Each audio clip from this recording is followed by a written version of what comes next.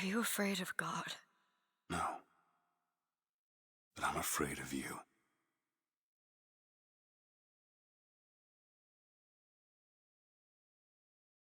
Bioshock Infinite is the prettiest trip to a city that absolutely does not want us there. This time, we're not crawling through broken art decorum hallways at the bottom of the ocean. Rather, we're getting yeeted into the sky because someone in Colombia decided rockets are a normal way to process visitors. Gameplay-wise, we still do the Bioshock thing. Guns plus powers, except the powers are vigors and the upgrade economy is infusions instead of atoms. Game starts with another lighthouse on a stormy day. Booker DeWitt rides in a rowboat with a man and a woman in yellow raincoats who drop us off and immediately row away like they have done this bit 100 times. Instead, inside the lighthouse, there are 3 floors full of Comstocks, needlepoint quotes, and clutter, which is an incredible design choice for a building that is basically a launch pad. We have one job: bring us the girl and wipe away the debt. At the top of the lighthouse, there's a room locked away by a 3-bell system labeled scroll, key, and sword. The card tells us the code, so we ring the bells like we're playing Simon Says. The lighthouse sends out lights and tones. Columbia answers back from above the clouds, and the gate opens like we just dialed into the world's most violent voicemail system. Then we sit in the red chair, get strapped in, and the chair flips and turns into a rocket pod. Boosters fire, and we launch straight up to Columbia, where the vehicle lands at the top of the Welcome Center. Nothing says welcome like involuntary error. The Welcome Center is both an entry point for pilgrims and a temple to Comstock's faith, loaded with statues, stained glass, prayer candles, and offerings. The floors are covered in flowing water because Columbia's aesthetic is holy pool party. We get marched into a baptism ceremony with preacher writing, and he holds us under long enough so that we black out and wake up in the Garden of Eden. Subtle, right? The Garden of Eden is our intro to the town center. Town center is where Columbia tries to sell us heaven on earth with the confidence of a timeshare salesman. We step out of the Welcome Center into the Garden of Eden, and for about 5 seconds, it looks like we accidentally loaded into the wrong game. There are reflecting pools, angel statues, rose bushes, and the kind of calm that only exists right before a city decides to lynch someone for sport. We flow into New Eden Square, which is basically the tourist hub: shops, food, citizens smiling like they've never heard of the word consequences. Monument Island is visible in the distance, reminding us why we are here. Get to the tower, get the girl, wipe away the debt. Nice and clean. Columbia hears that and immediately says no, detour. We detour through the fairgrounds, which is a carnival designed to show off Columbia's greatest inventions: skylines, automated horses, propaganda floats, and a bunch of vigor boosts that look like the state fair if the state fair sold bottled witchcraft. We snag possessions from a hawker because Columbia hands out mind control the way Costco hands out food samples. We use it to take over the admissions machine because nothing says freedom like bribing a robot to let us in. Then we walk the path of the scroll to Raffle Square, where everyone is singing and clapping and the energy is wholesome until it becomes extremely not wholesome. We get pulled into the raffle, grab a baseball, and win the lucky number 77. Congratulations! Our prize is a public stoning of an interracial couple. Columbia really said family fun and meant it in the early 1900s racist kind of way. We choose not to throw the ball because we're here for a rescue mission, not hate crimes with audience participation. But the city doesn't care about our morals. Someone spots the brand on our hand, panics about the false shepherd, and suddenly every cop in the square wants to turn us into a cautionary tale. We grab a skyhook, turn self-defense into a contact sport, and sprint out of Columbia, upgrades from church picnic to riot mode in about 3 seconds. We leave town center with one lesson: Columbia is gorgeous, polite, and deeply committed to violence, as long as the violence has a parade float and a hymn to go with it. On the run, we now make it to Comstock Center rooftops. And this is where Columbia stops being a postcard and becomes a rooftop obstacle course with live ammunition. We just escaped the raffle incident, and now every founder with a gun is hunting us. So naturally, our path forward is across chimneys, generators, and rooftops that were not built for a guy sprinting with a skyhook and unresolved trauma. First, we cut through the blue ribbon for a brief breather, which Columbia interprets as an invitation to get weird. The Lutece pair shows up again and hands us a shield upgrade like it's a complimentary mint, except it's a magnetic field that saves our life for about 30 seconds. Thanks, mysterious physics twins. Very normal customer service. Then the game teaches us freight hooks and skylines. Not in a calm tutorial way, in a way you learn this while being shot at way. We start leaping hook to hook and fighting on rooftops while gun automatons hover around like flying hall monitors with a grudge. Also, we grab a machine gun here because subtlety is not a Columbia value. Now the fun part. The level gives us Murder of Crows, which is exactly what it sounds like. We throw a cloud of angry birds at people and they panic like Columbia discovered nature has opinions. It's the perfect power for a city built on sermons because nothing interprets a righteous charge like getting pecked in the face by consequences. And because we're doing 100%, we are also hunting infusions. This chapter has 3 infusions to grab, so we treat every side room and every optional house like it's vending machine for permanent stats. We don't leave free power on the table, not in a city that is already trying to throw us off it. Route-wise, we bounce through the Landstone residence, Montgomery residence for a few supplies and side loot, and then we are pushed towards the Fraternal Order of the Raven because Columbia loves secret clubs almost as much as it loves public violence.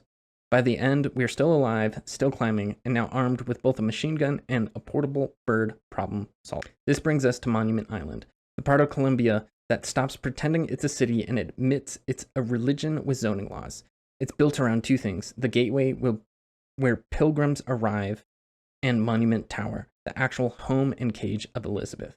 The whole place is plastered with warning signs about the false shepherd, which is a fun moment because the false shepherd is us, and we're currently speed walking towards the tower like we're late for an appointment. The vibe is abandoned attraction meets active manhunt. Columbia is basically saying, welcome, please don't touch anything, also, we will shoot you. 100% check before we get dramatic, Monument Island has an infusion to grab, and every early game infusion goes straight towards our shield since that recharges on its own. I thought, well, if I'm trying to minimize deaths, I might as well make it as easy as possible. We take it now because nothing says survival like free stats, and because the game loves hiding them in places that are easy to miss if we sprint past the scenery. Then we push to Monument Tower itself. The tower is split between public demonstration space and private observation rooms, which is a very polite way to say the city is built a museum exhibit around a human being. We move through the lobby and exhibits, fight off security like we're disrupting a church service, and climb deeper until we finally reach Elizabeth. We also discover the siphon and Elizabeth's terror abilities, so we free her and immediately get punished by Songbird, demolishing the place during our escape. And here's the twist. Elizabeth is not just a prisoner, she's the story engine. Once we get her out, the whole game changes. She opens locks, tosses us supplies, and starts pulling tears later. But right now, the main thing is that she follows us out because she wants out more than Columbia wants her in. Our trip can't be easy though because the already mentioned Songbird shows up. The giant metal bird does not negotiate. It does not warn. It simply declares our escape illegal and tries to reclaim Elizabeth like she's property. The tower shakes, alarms scream, and Columbia's peaceful heaven aesthetic collapses into pure panic. We escape with Elizabeth, but Monument Island makes the point loud and clear. Columbia was never going to let her go. We were always going to have to take her. We end up crash landing in Battleship Bay, where Columbia pretends it's normal. We're on a beach that is literally manufactured, complete with pumps and rain catchers feeding the bay because even the ocean here is a controlled asset. There are food stalls, boating, little leisure attractions, and citizens lounging around the city like it's not actively hunting us. We get a moment to breathe, which is Columbia's way of setting up the punchline. We spot the First Lady Aerodome advertisement and immediately decide our best plan is to steal an airship. It's the kind of logic we can only respect because it keeps working, for about 5 minutes. Then the 100% brain kicks in. This level has 1 infusion, so we grab it from the ticketing booth desk at the arcade gondola station. Permanent stats are permanent stats, and we're not leaving free power sitting next to the cash register. Next, we hit the arcade, which is bright, colorful, and designed to indoctrinate kids while pretending it's a wholesome entertainment. It even has the first motorized Patriot sitting in a display case like a museum piece that will absolutely ruin someone's day later. Combat-wise, we pick up the China broom shotgun, and remember that Columbia's idea of breaching security is sending armed founders to detain Elizabeth. We remove their interest in that plan, then push onward towards Soldiers Field because nothing says relaxing vacation like sprinting from a boardwalk gunfight to the next district. Soldiers Field is Columbia's idea of a wholesome day out. It's an amusement park district packed with shops and attractions, each designed to teach kids that patriotism is best delivered through mascots and guilt. Welcome sign might as well say, pint-sized patriots, please form an orderly line for your lifelong worldview. We arrive with Elizabeth, still very much on the run, and Soldiers Field tries to pretend nothing is happening. Citizens mill around on the main street, but the atmosphere is uneasy because parts of the park are shut down thanks to the Vox Populi occupation led by Cornelius Slate. So, we're basically fugitives treading through a family attraction that is also a political flashpoint. Normal vacation energy, right? For the 100% momentum, this level is a shopping trip for power. First, we grab Bucking Bronco. It's the kind of vigor that turns a fight into slapstick, because we can pop enemies into the air like we're juggling rude strangers. It's funny until we realize we are the circus. Then it's funnier. Second, the weapon pool expands here. Carbine, heater, sniper rifle, RPG. Soldiers Field is a theme park where souvenir options are precise, fire, long range, and explosive. We take whatever fits our current ammo economy, then immediately regret not having unlimited pockets. Combat-wise, the district starts mixing in more serious threats. Founder soldiers and police are common. Gun automatons show up to patrol skylines like they're flying hall monitors, and then the heavy hitters loom. Zealots and firemen appear on the list for this zone, the game's polite warning to us that the next areas stop being cute and start being violent on purpose. By the end of Soldiers Field, the joke lands. Columbia built an amusement park to sell a myth, and the myth is currently being contested with guns. We move on towards the Hall of Heroes next, because nothing says progress like walking from Propaganda Park into Propaganda Museum. We break into the War Museum to get Shock Jockey and power the route forward, while the exhibit tries to sell us historic history and the guards try and sell us death. Hall of Heroes is Columbia's favorite kind of building, a museum that exists to tell a story, not the truth. We walk in hoping for a quick in and out, and the city immediately hits us with statues, banners, and exhibits that scream Comstock was right in 12 different fonts. It's less a museum and more a propaganda gym where everyone comes to work out their civil delusion. The good news is that we're not here to learn. We're here to steal power, specifically Shock Jockey, because Columbia locked our progress behind an electrical requirement, like the founders took out one look at modern infrastructure and decided it was the devil. We fight through the hall, pick up the vigor, and suddenly we have pocket lightning dispensers that stuns enemies, powers devices. Perfect. We can now open doors and also ruin someone's day at the same time. This is also where the museum themes land. Everything is framed as heroism. The wars are clean, the violence is noble, and the ugly parts are politely edited out. Meanwhile, we are actively being hunted in the gift shops because our hand mark does not fit the exhibit narrative. Nothing says freedom like being shot at while looking at a diorama. Mechanically, Shock Jockey becomes our best friend instantly. It shuts down annoying machines, stuns crowds, and lets us control fights instead of just reacting. It's also the least expensive vigor so far, so definitely a go-to for the playthrough. We leave the Hall of Heroes, the vigor in our pocket, the gondola back on the table, and strong confirmation that Columbia's idea of history is whatever makes the founders feel holy. We get on a blimp and set coordinates that Elizabeth recognizes as not Paris. So she throws a fit, and the Vox hijack our hijacked blimp. Now, in order to get our blimp back, we need to supply the Vox weapons so that with that, we're off to visit the gunsmith. This brings us to the Finkton docks, where Columbia drops the mask. Up in town center, everything was bright paint and hymns. Down here, it's smoke, rust, and labor exploitation with a nice skyline view to really rub it in.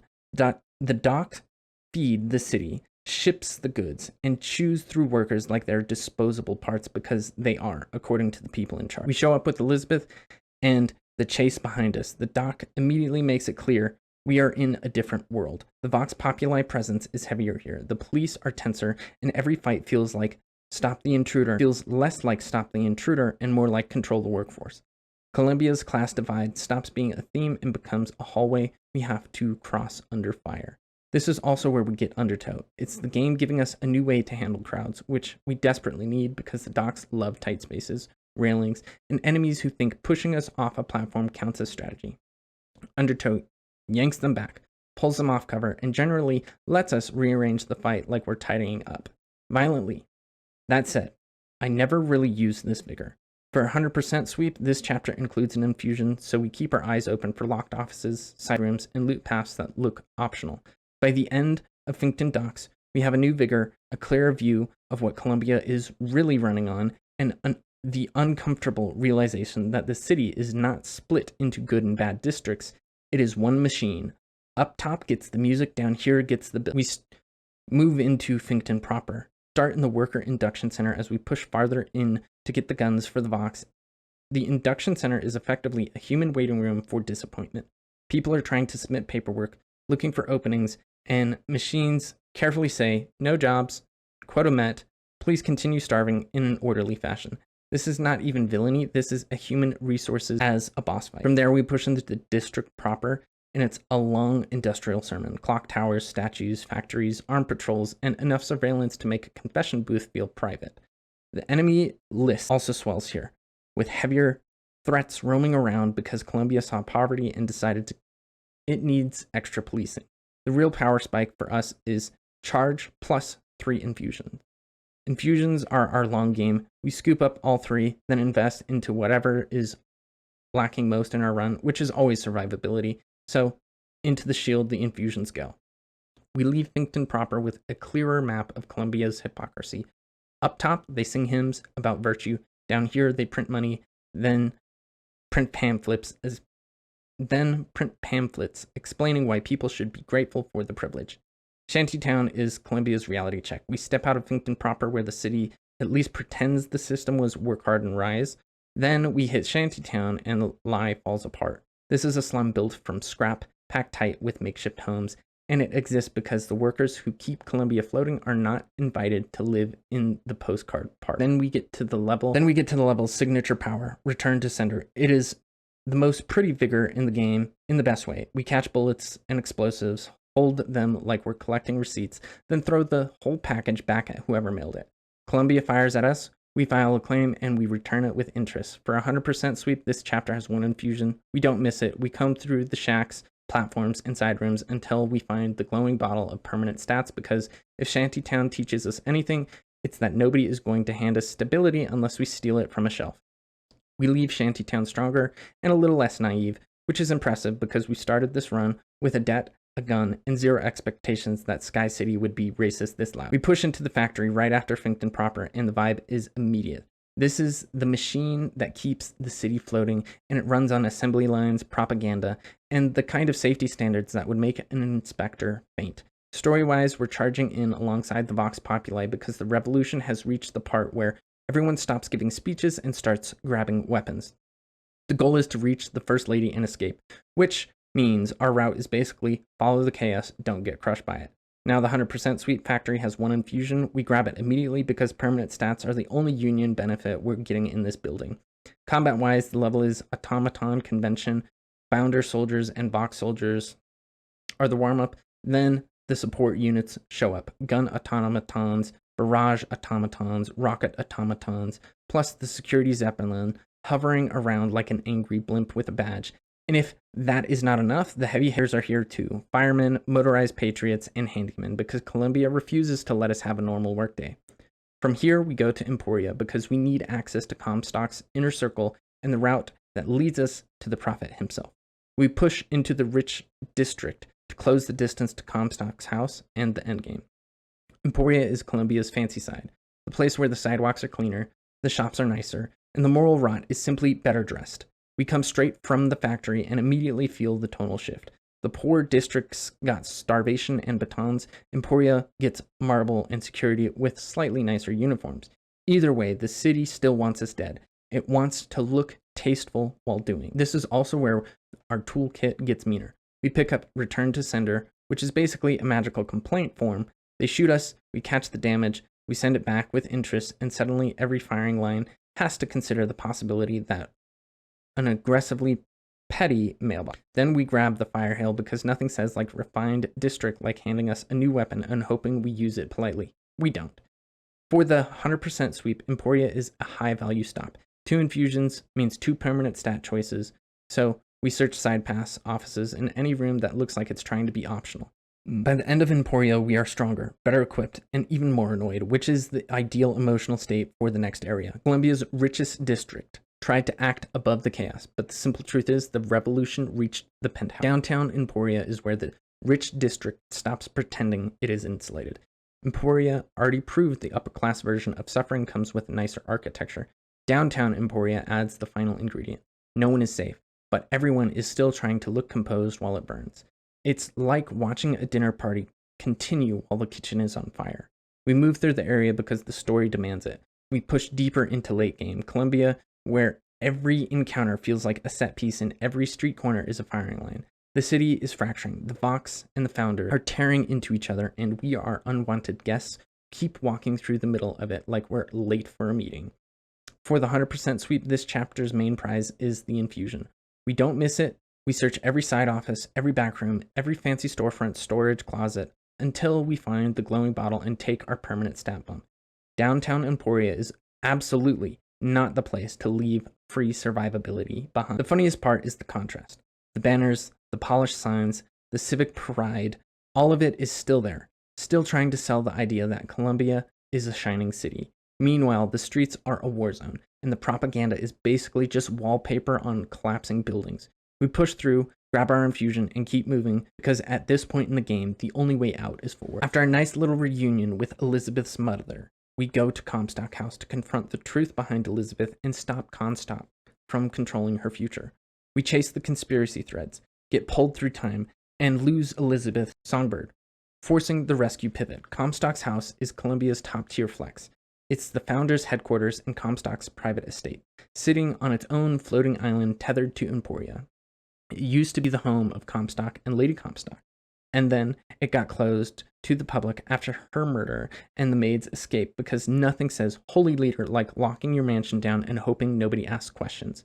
We enter expecting a boss-level vibe and get exactly that, except the boss is the building itself. The place is sterile, guarded, and designed to make us feel small.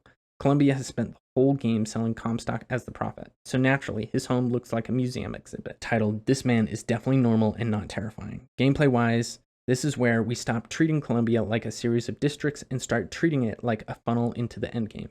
We are past the tourist traps. Now every corridor is a choke point, every room is a set piece, and every fight is the game asking whether we invested our infusions like an adult or like a raccoon who chooses shields every time because it looks shiny. The funniest part is the contrast. Outside, Columbia sells heaven.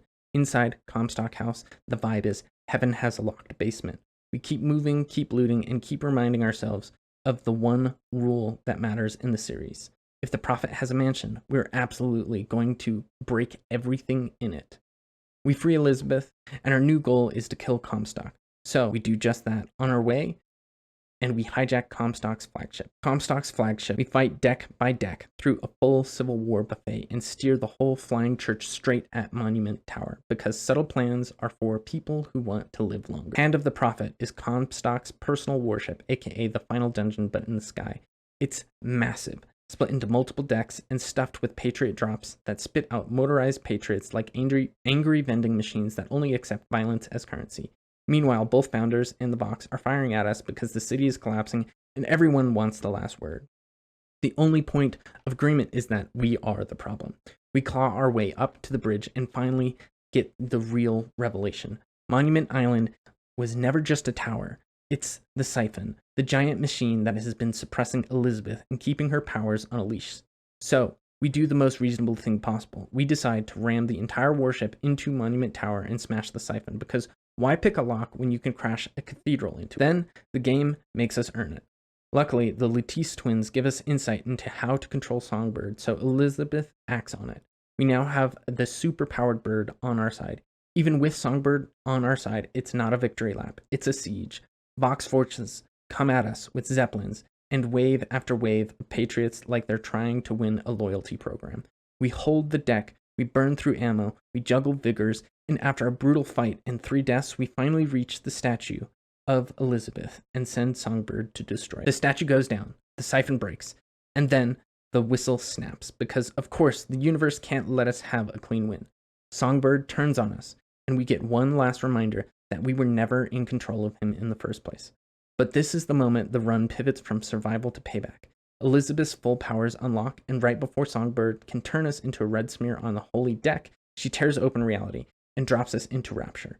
Songbird follows, hits the ocean like a meteor, and drowns. The biggest monster in the sky gets deleted by one thing: Columbia cannot out-preach. We land in the sea of doors. The epilogue hits, the implications ring out, and the game ends the way all Bioshock games end. Not with closure, with a question that follows us out of the room. Elizabeth shows us the multiverse mechanics and why Comstock always survives somewhere. How Elizabeth is really Anna, Booker's daughter. With Comstock always surviving, our objective becomes ending the cycle by preventing Comstock from being created, which means drowning Booker at the baptism he walked away. Big picture, Bioshock Infinite feels faster and flashier than the first two. The skylines turn movement into a weapon, Vigors turn fights into controlled chaos, and Elizabeth turns the whole run into a tag team where ammo and heals literally fall from the sky. But the game hits harder emotionally because the stakes are not just survival. We're not just escaping a broken city. We're trying to rescue one person from a machine built to turn her into a symbol. And every step forward is paid for with a little more truth we were not ready to hear. At the ending, and the ending lands like a good Bioshock ending should. Comstock is not just a villain. He's a version. The Lutises are not just guides, they're the multiverse leaking, and Elizabeth becomes the reception for every choice in every timeline that keeps repeating. The final act is not about winning a war, it's about breaking a loop. The only way to do that is for Booker to erase the fork in the road that creates Comstock in the first. Final verdict, Bioshock Infinite is the series turning the question outward. The first game asked if you had free will.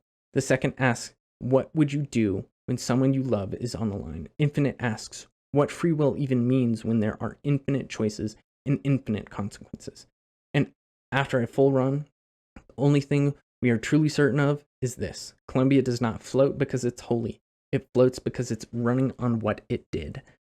All in all, to 100% Bioshock Infinite, we racked up 32 deaths. Early on, I thought Infinite was the easiest, and it was looking like I would have less than 20 deaths in total, but the difficulty ramped up towards the end as the ammo economy was harder to handle. But when compared to the other Bioshocks, it's still the easiest in the series because Bioshock 1, I had 36 deaths, and Bioshock 2, I had 38. So the first two games are practically the same level of difficulty, but Bioshock 2 takes the crown for the hardest in the series. What do you think? Does this check out with your experience? While you're leaving your thoughts in the comment section below, let me know which series you would like me to play next, and drop a like on the video and subscribe to the channel so you can stay tuned. Until next time.